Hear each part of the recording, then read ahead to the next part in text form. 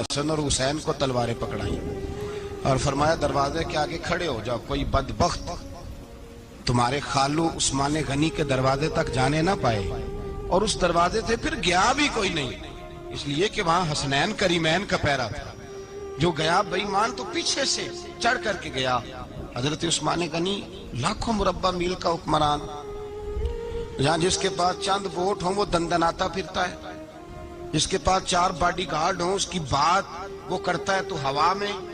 حضرت عثمان غنی کے پاس ہزاروں کی فوج ہے، چند 100 لوگوں نے آپ کے گھر کو گھیر لیا، شہید کرنا چاہتے ہیں۔ جناب عثمان غنی رضی اللہ تعالیٰ عنہ کے پاس حضرت علی رضی اللہ تعالیٰ عنہ، کئی اور لوگ گئے۔ کہا عثمان 3 باتیں ہیں، یا تو ہمیں اجازت دو، یا تو تم تھوڑی دیر کے لیے خلافت چھوڑ دو، حکومت چھوڑ دو، چند دنوں کے لیے کسی اور کو امیر بناؤ۔ جناب عثمان کہنے لگے مجھے تو حکومتوں سے دلچسپی نہیں، لیکن میں چھوڑ نہیں سکتا، اس لیے کہ میرے مصطفیٰ کریم علیہ السلام نے مجھے فرمایا تھا عثمان اللہ تجھے قمیض پہنائے گا، لوگ اتارنا چاہیں گے پر تم اتارنا نہ۔ فرمایا میں سمجھ گیا ہوں، اس سے مراد یہی ہے، میں نہیں چھوڑتا۔ کہا عثمان پھر اس طرح کریں، ہمیں اجازت دیں، یہ چند 100 لوگ ہیں، ہماری تلواریں چند منٹ میں فیصلہ کر دیں گی۔ جناب عثمان غنی فرمانے لگے میں نبی پاک کا شہر اپنی وجہ سے خون میں رنگ دوں، میری وجہ سے؟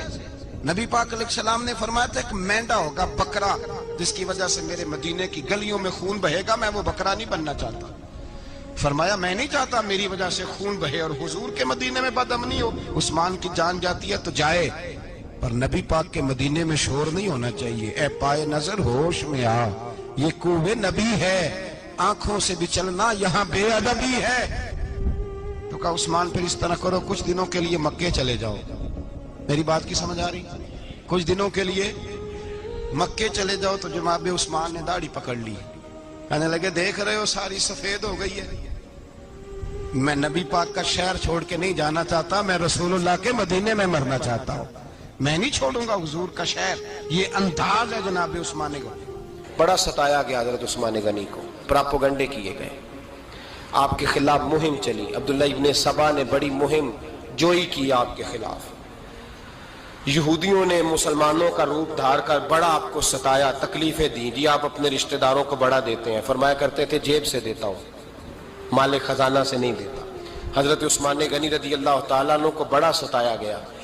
یہ وہ واحد ہستی ہے حضرت عثمان غنی جنہوں نے شہادت قبول کر لی لیکن تلوار نہیں چلنے دی، لوگوں کو ایک دوسرے کے گلے نہیں کاٹنے دی۔ وہ شخصیت ہے حضرت عثمان غنی کی، لیکن بڑا ستایا گیا، بڑا پراپوگنڈا۔ مجھے بتائیے اس کے بارے میں اللہ قرآن کی آیتیں نازل کر دے، اور جس کے بارے میں مصطفیٰ کریم ایک بار نہیں تین بار جنت کی بشارت عطا کر دے، کوئی بندہ ہمیں تاریخ بتائے، حوالے دے، کہانیاں سنائے، تو ہم اس کی کہانیاں دیکھیں گے یا نبی پاک کا فرمان دیکھیں گے؟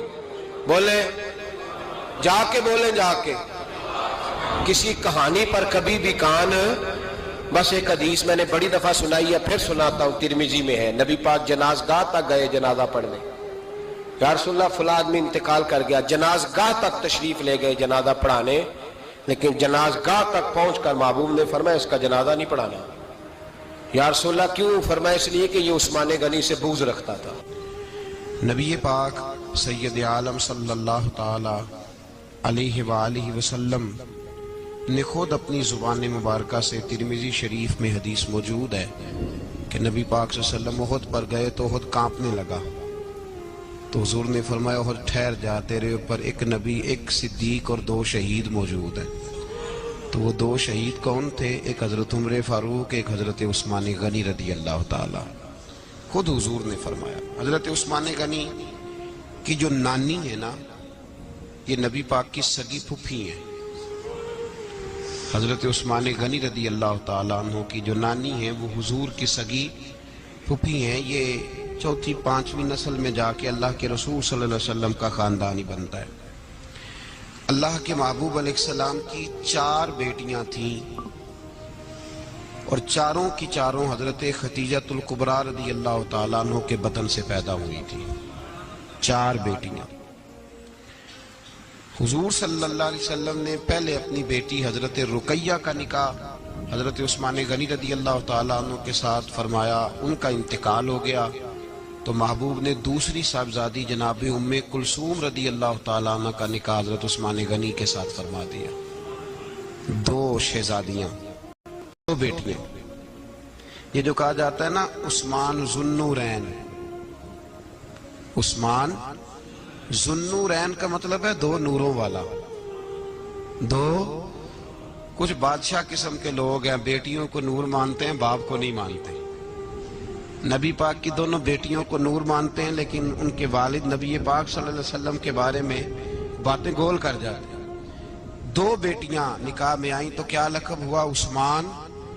اور مزے کی بات یہ ہے کہ حضرت عثمان کو ذو النورین مولا علی شیر خدا کہا کرتے تھے، حضرت علی کہا کرتے تھے عثمان تو ذو النورین ہے، دو نوروں والا۔ بریلی کے امام فرمانے لگے تیری نسل پاک میں ہے بچہ بچہ نور کا، تو ہے نے نور تیرا سب گھرانہ نور کا۔ اور کہنے لگے نور کی سرکار سے پایا دوشالہ نور کا، نور کی سرکار سے پایا دوشالہ نور کا، ہو مبارک تجھ کو ذو النورین جوڑا نور کا۔